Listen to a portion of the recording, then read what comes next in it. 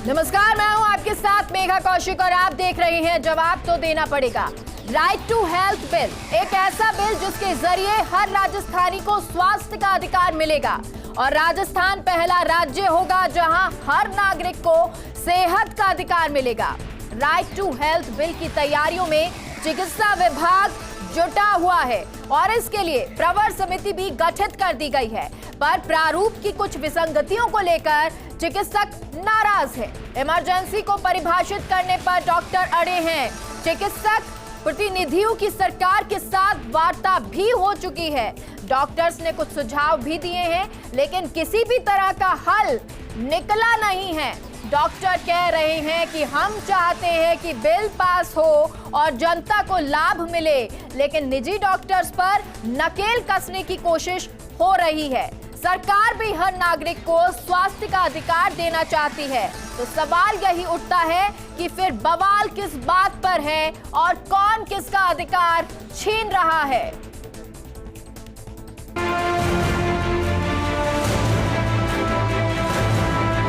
जो डॉक्टर्स को बताया जा रहा है कि इस बिल का विरोध कर रहे हैं, वो बिल्कुल गलत प्रेजेंटेशन सरकार का जा रहा है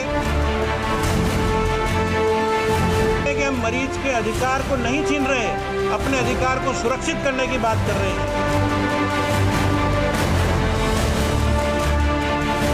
किसी के भी मौलिक अधिकार का हनन नहीं हो।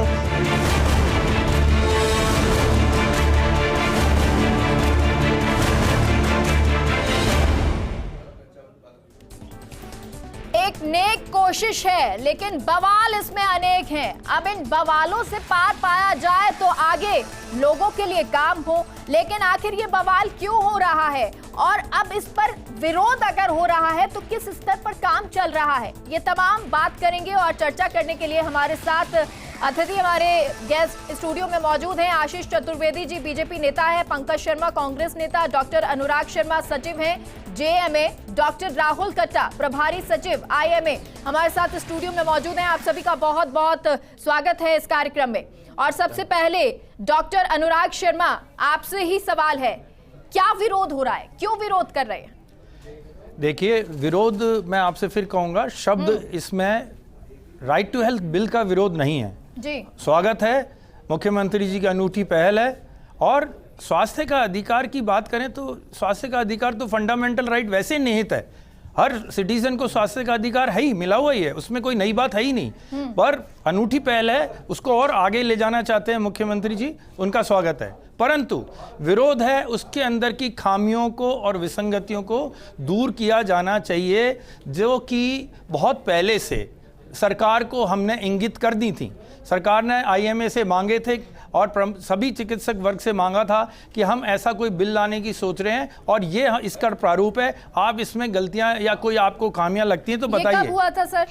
ये 2019 से ये प्रक्रिया चल रही है और हमने इसमें अपनी प्रतिक्रिया उसी वक्त दे दी थी। और करते करते ये नौबत आ गई कि जबकि आज प्रवर समिति कल ही बनी है, तब हमारे साथ एक बैठक की गई। आज तक किसी भी इस बिल के मुद्दे पर किसी भी चिकित्सक वर्ग के समूह को आमंत्रित नहीं किया गया। इस बारे का हमें बहुत रोष है। ठीक है राहुल कट्टा जी, अब ये तो बता दिया अनुराग जी ने कि बहुत सारी समस्या आई, 2019 से इसकी शुरुआत हुई, लेकिन उसके बावजूद भी इस पर हमें नहीं बुलाया गया। विरोध क्या है? मेरा पहला सवाल भी यही था कि विरोध क्या है, किन बातों पर है, किन बिंदुओं पर है?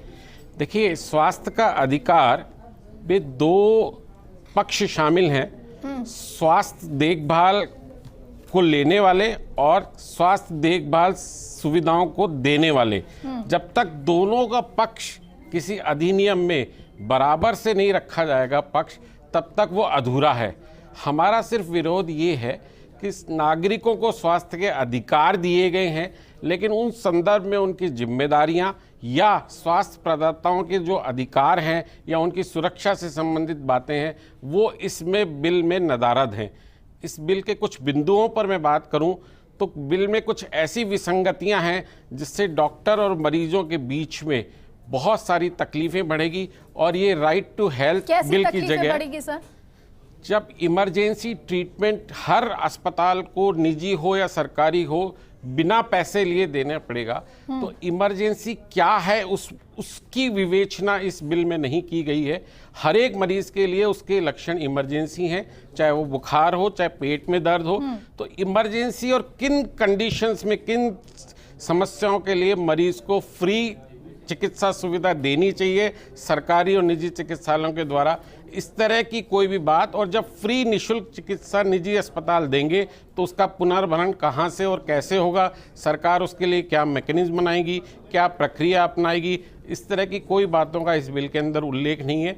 और इसी प्रकार से एक्सीडेंट इमरजेंसी विक्टिम्स या प्रसूति की सुविधाएं हैं वो भी निःशुल्क देने की बात कही गई है, जिसके पुनर्भरण की कोई सुविधाएं इसके अंदर नहीं है। ठीक है सर, इस पर लौटेंगे दोबारा। पंकज शर्मा जी, ये 2019 से बातचीत चल रही है। देखिए, राजस्थान की सरकार लगातार जनकल्याण सर नहीं, मैं पहले ये पूछना चाह रही हूँ कि 2019 से चल रहा है ये सब मामला जी। मतलब आपने डॉक्टर से कहा भी है, उसके बाद आपको इन्होंने कहा भी कि किस तरह का प्रारूप होना चाहिए, क्या कुछ होना चाहिए? बिल्कुल बिल्कुल। उसके बाद आप बिल लेकर आए। क्यों ऐसा नहीं है कि मेडिकल एसोसिएशन से किसी को सम्मिलित नहीं किया गया, किसी से पूछा नहीं गया? देखिए, ऐसा बिल्कुल भी नहीं है मेघा जी। राजस्थान की सरकार जनकल्याणकारी योजनाओं को लगातार राजस्थान के पटल पर लेकर आ रही है, राजस्थान विधानसभा के पटल पर। और जब ये ड्राफ्ट बना था तो जनता के सुझाव भी मांगे गए थे, एक्सपर्ट्स के सुझाव भी मांगे गए थे, और उसी के बाद एक ड्राफ्ट तैयार किया गया था। उस ड्राफ्ट के तहत जो आर्टिकल 21 है उसमें हम सबको जो आर्टिकल 21 है इसके तहत हम सबको राइट है कॉन्स्टिट्यूशन के तहत कि एक जीने का अधिकार, लिबर्टी ऑफ एवरी सिटीजन मिलना चाहिए, और प्रोटेक्शन की गारंटी हम लोगों को प्रोवाइड करवानी है किसी भी जो ह्यूमन बीइंग है उसको।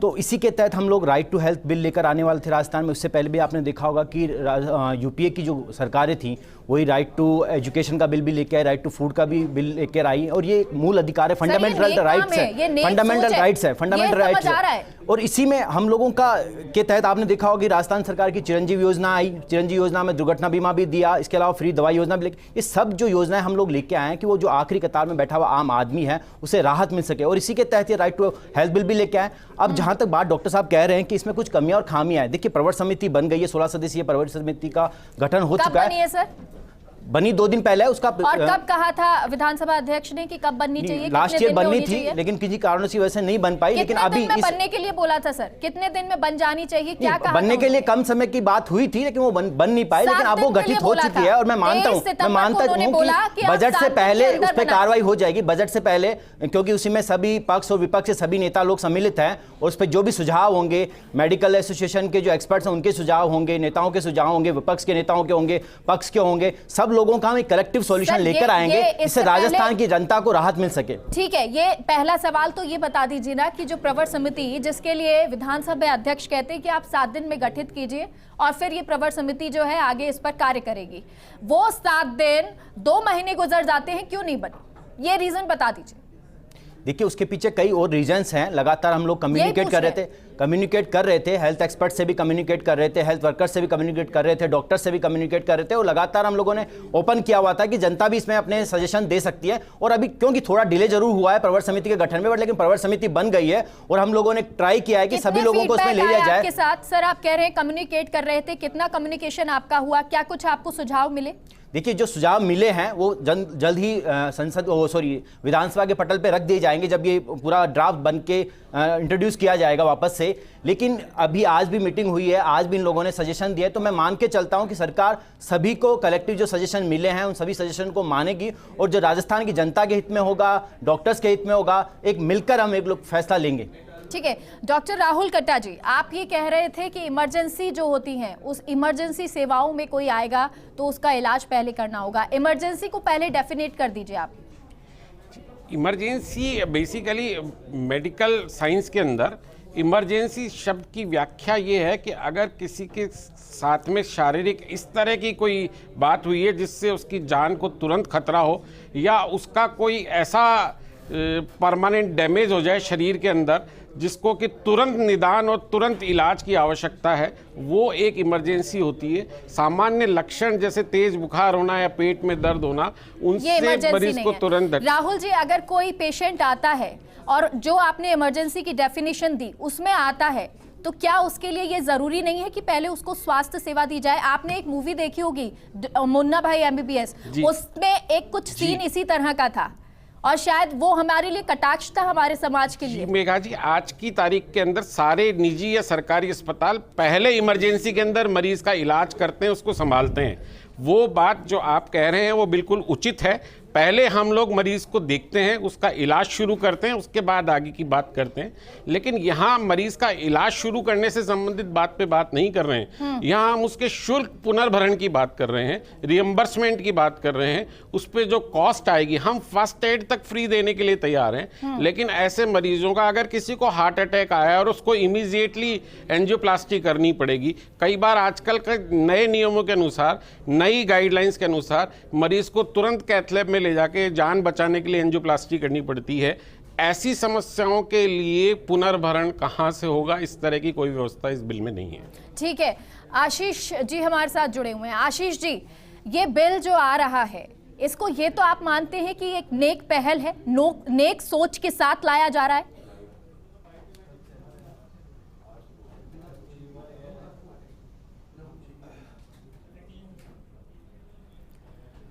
पंकज जी, जैसा अब डॉक्टर राहुल कट्टा कहते हैं, वो कह रहे हैं कि इमरजेंसी की सेवाएं जो है उसमें इमरजेंसी में हम दे तो देंगे मरीजों को इलाज, और अभी भी हम दे रहे हैं, लेकिन ये क्यों नहीं मेंशन किया जाता है कि पुनर्भरण कौन देगा? देखिए, जो डॉक्टर्स एसोसिएशन ने जो सुझाव रखे हैं उस पर लगातार बात भी हो रही है, क्योंकि ये प्रवर समिति का गठन भी हुआ है। आज भी इन लोगों की भी दिन में मीटिंग हुई है और प्रवर समिति के सामने ये सुझाव भी जाएंगे, सजेशंस भी जाएंगे। जो भी बेस्ट तरीका होगा, जिस पे भी हम लोग सब अकोमोडेट कर पाएंगे, कलेक्टिवली हम लोग एक निष्कर्ष पे पहुंच पाएंगे, वो फैसला लिया जाएगा। क्योंकि ये राजस्थान की जनता के हित में लिया जाने वाला फैसला है। इसमें सभी के जो रेस्पॉन्सिबिलिटीज हैं, सभी के जो राइट्स हैं, सब पे, जो डॉक्टर्स के हैं, रेजिडेंट्स के हैं, हेल्थ वर्कर के हैं, इन सब के कलेक्टिवली उन पे बात चल रही है। और जो इन्होंने सजेशन दिए हैं वो भी इंक्लूड किए जाएंगे और उन सजेशंस को इंक्लूड करके जो बेटर ड्राफ्ट है वो प्रेजेंट किया जाएगा। ठीक है डॉक्टर अनुराग, आज आप ये बातचीत कर रहे थे, आज मीटिंग भी हुई है, बैठक भी हुई, इसमें बहुत सारी चर्चाएं की गई। आप ये मानते हैं कि अब तो मान लिया जाएगा इस ड्राफ्ट, जो हम लोग कह रहे हैं, मसौदा तैयार कर रहे हैं, या जो हमारी मांगे हैं वो मान ली जाएंगी? मैं इसके लिए बहुत आश्वस्त तो नहीं हूँ, मैं आशावान जरूर हूँ। जो अधिकारी मौजूद थे उन्होंने हमें आश्वासन दिया है कि हम इसको कंसीडर करेंगे, पर I think they are racing against time. समय का अभाव कुछ गलत निर्णय लेने पे मजबूर कर सकता है प्रवर समिति को भी, और जो अभी जो अधिकारीगण हमसे मिले या जो भी आगे सोच विचार है उसमें ये कार्य काफ़ी पहले होना चाहिए था। ऑल सेड एंड डन, इसके अलावा जैसा मैं अभी बात कर रहा था इमरजेंसी की, डॉक्टर राहुल कट्टा ने की, इसमें एक बहुत महत्वपूर्ण मुद्दा है प्राधिकरण का। ये एक जिला स्तर पे और ग्रामीण स्तर पे प्राधिकरण का प्रावधान इस बिल के अंदर आ रहा है, जिसका मतलब बहुत ही, जिसे कहते हैं, कैसी सोच के साथ आ रहा है, समझ से परे है। आप बिल्कुल ऐसा लगता है कि जैसे निजी चिकित्सक के कंधे पर रखकर बंदूक चलाना चाहते हैं जनता की सेवा में।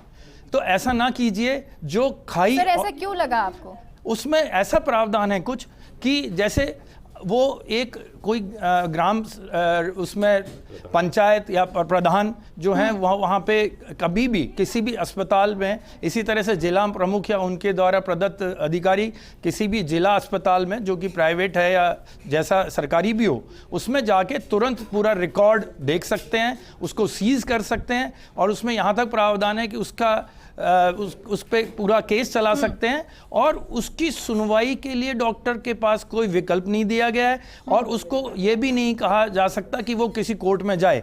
मतलब किसी हत्या के जुर्म में भी सुप्रीम कोर्ट में प्रावधान है जाने का, तो ऐसा तो इतना निरंकुश कानून तो एक अजीब सा है। दूसरी बात, इसमें किसी भी चिकित्सक, आज मैं बच्चों का डॉक्टर हूँ, आज मेरे से सीनियर डॉक्टर, मेरे से कोई गलती हुई है, मेरे से सीनियर डॉक्टर जो ज़्यादा एक्सपर्टाइज है, उसका एक्सपीरियंस है, वो मेरी बात के बारे में देखता है, जांच पड़ताल करता है, तो वो एक एक्सपर्ट है। आप एक्सपेक्ट नहीं कर सकते एक नॉन मेडिकल पर्सन से कि वो एक मेडिकल टेक्निकलिटीज को समझते हुए आरोप या प्रत्यारोप या जो भी करे।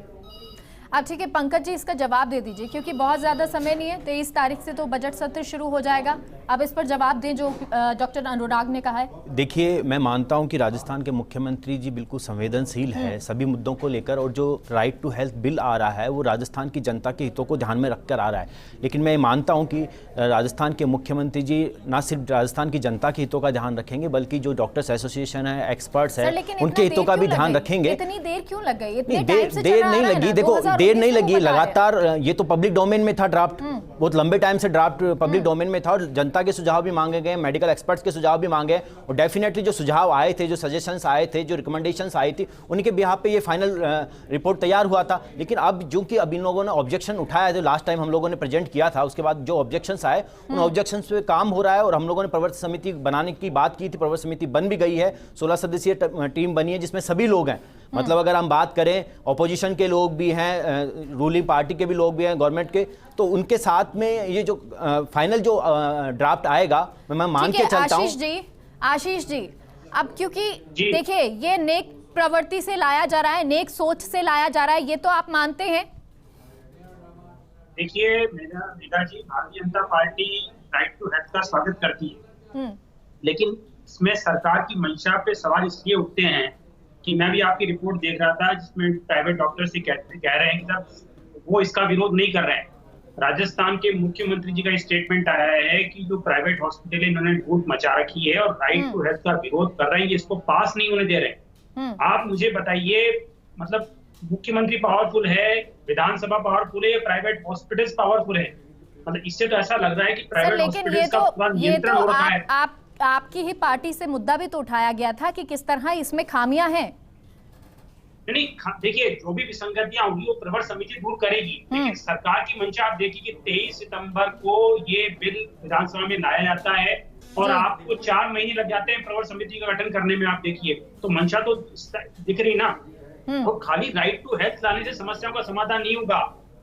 मेघा जी, हमने राजस्थान में इस तरह की खबरें भी पढ़ी है कि राजस्थान में जो 1500 पीएससी वहां पे सिंगल डॉक्टर हैं, जो सीएससी हैं उसमें 1800 से ज्यादा पद स्पेशलिस्ट डॉक्टर के खाली पड़े हुए हैं। सर लेकिन कदम तो उठाए जा रहे हैं ना। हम एएनएम की बात कर ले, बिल में क्लॉज भी ऐड किया गया कि जहां पर कमी होगी वहां सारे पद खाली पड़े हुए हैं। फिर आप राइट टू हेल्थ कैसे इंश्योर करेंगे? देखिए इसी बिल में ये क्लोज भी ऐड किया गया कि जहां डॉक्टर्स हैं, जहां इंफ्रास्ट्रक्चर की कमी होगी वहां पे भी दूर किया जाएगा, इसी बिल के तहत दूर किया जाएगा। पंकज जी, मैं ये जानना चाहूंगा आपसे कि अगर प्रवर समिति के पास भेजा गया है तो प्रवर समिति इस बिल पे जो कि पहले पेश किया गया है उस पे मंथन करेगी। आप क्या प्रवर समिति से पहले ही राज्य सरकार अपने अधिकारियों के द्वारा बिल को मॉडिफाई करके प्रवर समिति के पास पेश करेगी? ऐसा कैसे होगा संवैधानिक रूप से? देखिए, सबका कलेक्टिव सजेशंस होंगे। आप लोगों ने जो सजेशंस आज की मीटिंग में दिए हैं, अधिकारियों को दिए हैं, वो अधिकारी सरकार के सामने रखेंगे, प्रवर समिति के सामने रखेंगे, और प्रवर समिति के पास भी जो सुझाव अलग से आए हैं, जो अपोजिशन के लीडर देंगे, जो लीडर्स और देंगे, उन सबको कलेक्टिव करके जो कमियां खामियां हैं और जो राजस्थान की जनता के हितों को सबसे पहले ध्यान में रखते हुए बनाया जाएगा, और फाइनल ड्राफ्ट सभी कमियों को, खामियों को दूर करके एक अच्छा ड्राफ्ट मुझे लगता है बनाया जाएगा। अगर हमें पहले ही सुन लिया जाता तो प्रवर समिति के पास भेजने की आवश्यकता ही नहीं होती, ये बिल आसानी से पास हो जाता। आप सरकार ने हमारी सुनी नहीं, डॉक्टर्स की सुनी नहीं, उनसे राय नहीं करी है, एक तरफा बिल बना के पेश करके पास करना। मुझे लगता है कि कहीं को कंफ्यूजन है, क्योंकि मैं पहले भी कह चुका हूं कि ये ऑलरेडी पब्लिक डोमेन में लाया गया था। बिल ड्राफ्ट लाने से पहले ही पब्लिक डोमेन में लाया गया था। एक ईमेल जारी किया था कि उस ईमेल पर आप सभी लोग, जो भी एक्सपर्ट्स हैं, जो भी पब्लिक डोमेन में लोग हैं, एनजीओज हैं, जनता है, ये सब लोग अपने सजेशन दे सकते हैं। और सजेशन बहुत सारे सुझाव प्रेक्षित किए थे, उनको सबको रद्दी की टोकरी में डाल के बिल वैसे के वैसे पेश कर दिया गया। नहीं, मुझे लगता है कि जेन्युइन सजेशंस होंगे, उनको जरूर अकोमोडेट किया गया होगा। ऐसा नहीं होता कभी भी कि कोई सजेशन लिए जाते हैं अकोमोडेट नहीं किया। आप देख रहे हैं कि जो बजट आने वाला है उसमें भी हम लोगों ने लगातार सजेशंस लिए, युवाओं के, किसानों के, महिलाओं के, सबके सजेशन जो सबको अकोमोडेट करने का काम राजस्थान की सरकार कर रही है। अस्पताल दे रहे हैं 60% से अधिक जनता को कैटर, अधिक मरीजों को कैटर निजी चिकित्सक और अस्पताल दे रहे हैं। आप कोई भी बिल लाना चाहते हैं, आप चिकित्सा संबंधित कोई भी कार्य करना चाहते हैं, आप निजी चिकित्सकों को, उनके समूहों को पहले से आमंत्रित क्यों नहीं करते हैं? पंकज जी, देखिए, मुझे लगता है कि राजस्थान की सरकार लगातार हेल्थ के सेक्टर में लगातार अच्छा काम कर रही है। आप देखिए, कोविड में जो प्रॉब्लम हुई थी, जो एपिडेमिक्स हैं, पैंडेमिक हैं, ये जितना भी इश्यूज आते हैं उसी को ध्यान में रखते हुए राइट टू हेल्थ बिल लाने की कोशिश कर रहे हैं। आपने देखा कि इसी के तहत चिरंजीवी योजना हो, आज 30 लाख से ज़्यादा लोगों को इसका सुविधाएं मिल रही है चिरंजीवी योजना से। दवा योजना, जब फ्री दवा योजना आया तो उसके लिए भी ऑब्जेक्शन हुए थे, कई लोगों ने ऑब्जेक्शन उठाए, मेडिकल एक्सपर्ट्स ने भी ऑब्जेक्शन उठाए। लेकिन जो कमियां और खामियां थी वो एक रेगुलर कंटिन्यूस प्रोसेस है, और उस कंटिन्यूस प्रोसेस में अगर कुछ कमियां हैं तो हम लोग दूर करेंगे। हम तो रिजिड है नहीं, हम कह नहीं रहे, सरकार ये कह नहीं रही कि हम मानेंगे नहीं, हम मानेंगे। और जो अच्छे सुझाव होंगे, जो अच्छे सजेशन होंगे, उन्हें माना भी जाएगा और उन्हें ड्राफ्ट में इंक्लूड भी किया जाएगा। ठीक है अनुराग जी, राहुल जी आप सवाल पूछना चाह रहे हैं, पंकज जी से कीजिएगा, लेकिन आप पहले ये बताइए, जब कोई चीज आती है कई बार संशोधन होते ही है ना, हर चीज में संशोधन होते हैं। आप घर बनाते हैं, कई बार आपको लगता है ये चीज यहाँ पे सही नहीं रखी है, दूसरी जगह पे रखी जाए, या ये गलत बन गया है, इसको सही कराया जाए, तो ये संशोधन तो होता ही है ना। जी बिल्कुल। तो संशोधित रूप जी, को एक-एक करके, जी, जो भी संशोधन करने की मंशा है, पहले तो वो मंशा जाहिर करे कि हाँ भी हम संशोधन करना चाहते हैं। अभी तक हमें पता नहीं है कि वो संशोधन करना चाहते हैं।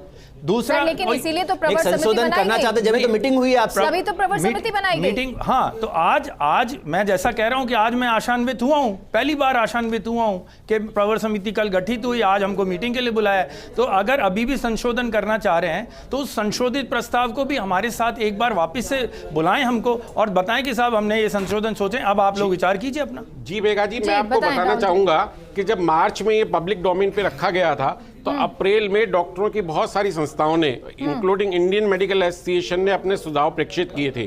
उसके पश्चात जब ये सितंबर में विधानसभा में बिल रखा गया, तब भी इंडियन मेडिकल एसोसिएशन और डॉक्टर्स की सभी संस्थाओं ने इस बिल का विरोध किया था, कुछ आक्षेप लगाए थे, कुछ बिंदुओं पर बिंदुवार जब हमसे दोबारा ईमेल भेज के उस पर सुझाव मांगे गए तो इंडियन मेडिकल एसोसिएशन ने बिंदुवार 50 पेज का अपना एक डॉक्यूमेंट बना के दिया था, जिसका आज तक उसके ऊपर कोई भी कार्रवाई नहीं की गई है।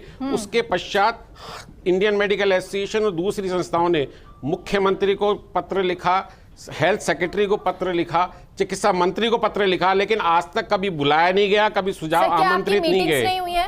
नहीं, आज पहली बार मीटिंग हुई, फर्स्ट मीटिंग। ठीक है पंकज जी, देखिए मैं एक बार फिर से दोहराना चाहूँगा कि जो राजस्थान, निरोगी राजस्थान का सपना की जो परिकल्पना अशोक गहलोत साहब ने की है, मुख्यमंत्री जी ने, उस परिकल्पना के तहत राइट टू हेल्थ बिल हम लोग लेकर आ रहे हैं। राइट टू हेल्थ बिल में जो ड्राफ्ट हम लोगों ने रेडी किया था, उस ड्राफ्ट में जैसा कि मेडिकल एक्सपर्ट्स कह रहे हैं, इंडियन मेडिकल एसोसिएशन कह रहे हैं, कुछ डॉक्टर्स ने उस पर ऑब्जेक्शन उठाया, सभी डॉक्टर्स ने ऑब्जेक्शन नहीं उठाया, कुछ डॉक्टर्स ने ऑब्जेक्शन उठाया है क्योंकि जो इनको इमीडिएट जो हेल्थ सर्विस प्रोवाइड करवानी होगी उस पर इनके कुछ कंसर्न्स हैं। मुझे लगता है कि प्रवर समिति का गठन हुआ है, प्रवर समिति ने इनकी बात भी सुनी, अधिकारी ने बात सुनी, तो जल्द रिजोल्यूशन मिलेगा इन लोगों को। मिलेगा। विकास, आप लगातार इसको देख रहे हैं, आज मीटिंग भी हुई है, बैठक भी हुई है, डॉक्टर्स यहाँ पर मौजूद हैं, कह रहे हैं कि हम लोगों ने तो अपने सुझाव दे दिए हैं, अब उस पर क्या होता है देखना है। देखिए मेघा, जो ये बिल की बात कही गई थी और जो ये मंशा है सरकार की, बहुत ही नेक मंशा है, और इस नेक मंशा का जो क्रियान्वयन किया जा रहा है उसमें कहीं ना कहीं कम्युनिकेशन गैप है, और उस कम्युनिकेशन गैप की वजह से ही ये स्थिति बनी हुई कि अब बिल पूरा फाइनल शेप में आ गया, उसके बावजूद भी वो पास नहीं हो पाया विधानसभा से, उसको प्रवर्तन समिति में भेजा गया। उसका सबसे बड़ा कारण ये है कि जो जिम्मेदार अथॉरिटी थी, जिनको ये काम दिया गया था कि इस बिल को तैयार करना है, उन लोगों ने, जो स्टेक होल्डर थे इस बिल के, जो स्टेक होल्डर है, चाहे वो बात करें डॉक्टर्स हैं, चाहे वो बात करें निजी अस्पताल है, चाहे वो पब्लिक, इन सबका एक राय मशवरा करके जो मसौदा तैयार होना चाहिए था वो नहीं किया गया। ऐसा प्रतीत होता है जब डॉक्टर्स से बात करते हैं, क्योंकि डॉक्टर्स का जो कहना है, आज इन्होंने कहा कि पहली बार हमारी वार्ता हुई है, कल प्रवर्तन समिति का गठन किया गया है जिसको ये पूरा मामला देखना है। तो ऐसे में अगर ये जो बिंदु अभी रेज किया जा रहा है, इन बिंदुओं को पहले से ही डिस्कस किया जाता तो शायद इस तरह का कम्युनिकेशन गैप नहीं होता। अरे कम्युनिकेशन गैप नहीं होता तो अब तक ये बिल पास भी हो सकता था विधानसभा के अंदर, लेकिन कह सकते हैं कि जो लोग जिन्होंने शायद चीज को भरा जा रहा है और इसीलिए शायद ये कम्युनिकेशन गैप ना रहा है, इसीलिए मीटिंग भी हो रही है। आशीष जी, आप, क्योंकि देखिए अब लगातार प्रवर समिति जो है उस पर बातचीत भी कर रही है, वहीं मीटिंग भी हो रही है, अब ये आप मान रहे हैं कि इस जब सत्र शुरू होगा उसमें कम से कम प्रवर समिति जब ये सुझाव मानेगी, सब चीजें चलेंगी, तो ये बिल पास होगा?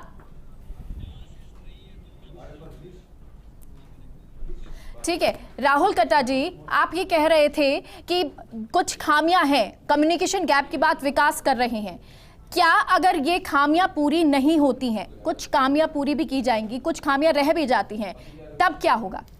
जी मेघा जी, अगर ये खामियां रहती हैं और राज्य के चिकित्सकों के ऊपर अनाधिकृत रूप से दबाव बनाया जाएगा तो वो दबाव में स्वास्थ्य सेवाएं जारी रखना बड़ा मुश्किल हो जाएगा चिकित्सकों के लिए। दबाव सहन करना एक सीमा शक्ति तक ही संभव है। राज्य के चिकित्सकों को अपने अधिकारों की रक्षा का जो जिम्मेदारी है वो राज्य सरकार को लेकिन उठानी सर चाहिए। ये तो शायद आप मानेंगे कि अब सरकार सुनेगी तो सही ना, और इसीलिए शायद ये प्रवर समिति भी बनाई गई है और आगे भी शायद आपकी बात सुननी जाएगी कि राज्य सरकार सुनेगी। मेघा जी, मैं ये बताना चाहूंगा कि हमारे भारतीय संविधान के अनुसार स्वास्थ्य एक राज्यों का अधिकार क्षेत्र है और राज्य सरकार को अपने निवासियों के लिए स्वास्थ्य सेवाओं को सुदृढ़ करने की जिम्मेदारी राज्य सरकार की है। वो जिसका भार निजी चिकित्सकों के ऊपर या निजी चिकित्सालयों पे डाल रही है। ना आए इसी की कोशिश की जा रही है और इसीलिए प्रवर समिति बनाई गई है। बहुत बहुत शुक्रिया आप सभी का हमारे साथ स्टूडियो में जुड़ने के लिए, इस चर्चा का भाग बनने के लिए। तो अब राइट टू हेल्थ बिल अगर आता है, क्योंकि अभी प्रवर समिति बनी है और अब ये प्रवर समिति जब इसमें से खामियों को हटाया जाएगा, विसंगतियों को हटाया जाएगा, तो वाकई में ये राज्य के लिए एक बड़ी बात होगी। और जो मरीज जिनको कई बार इलाज नहीं मिल पाता है, जब उनको इलाज मिलेगा तो आशीर्वाद सरकार को जरूर मिलेगा। फिलहाल के लिए हमारे कार्यक्रम में इतना ही। आप देखते रहिए फर्स्ट इंडिया न्यूज। नमस्कार।